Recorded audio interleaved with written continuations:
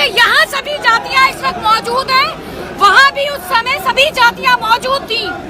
लेकिन हम सब कौन?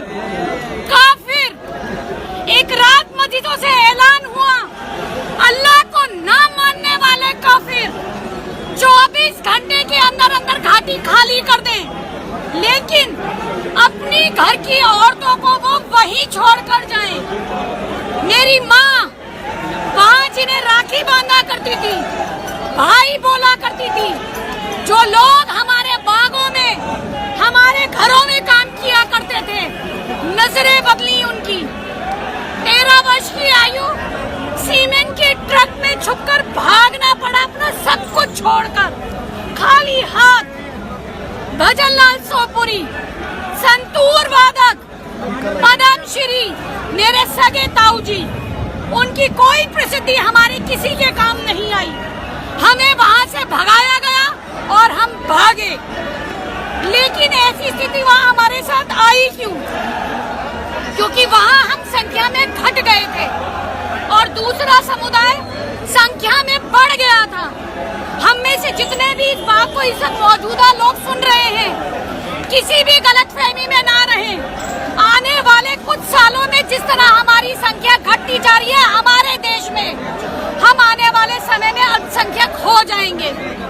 और दूसरा समुदाय जो लक्ष्य की तरफ अपनी संख्या हमारे देश में बढ़ाता जा रहा है, वो बहुसंख्यक हो जाएगा।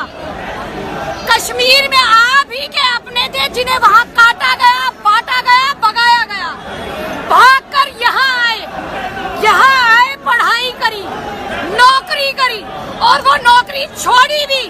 जब देखा कश्मीर जैसे हालात, तो यहाँ भी पैदा हो गए हैं। और कश्मीरी भाइयों की तरह निराश होकर बैठी नहीं, जनसंख्या समाधान फाउंडेशन से जुड़ी और रोजाना 18 घंटे याद तुम रहोगे।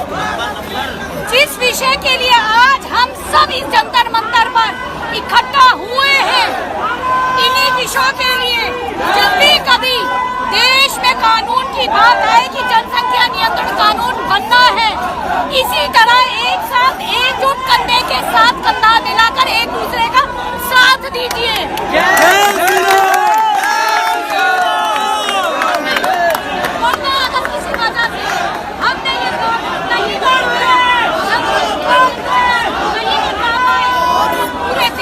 कश्मीर से भी बुरे हालात होंगे और तब हम कुछ नहीं कर पाएंगे। बिल्कुल।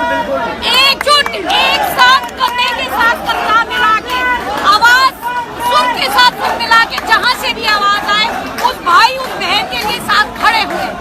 अपने भाइयों के बीच में हूँ तो एक बात जरूर कहना चाहूंगी, जो हमेशा कहती हूँ, हम कश्मीरी पंडित वहाँ से भागकर यहाँ तो आ गए, अब आप लोगों ने सोचना है आप लोग भागकर कहाँ जाएंगे। हम आपके साथ हैं दीदी।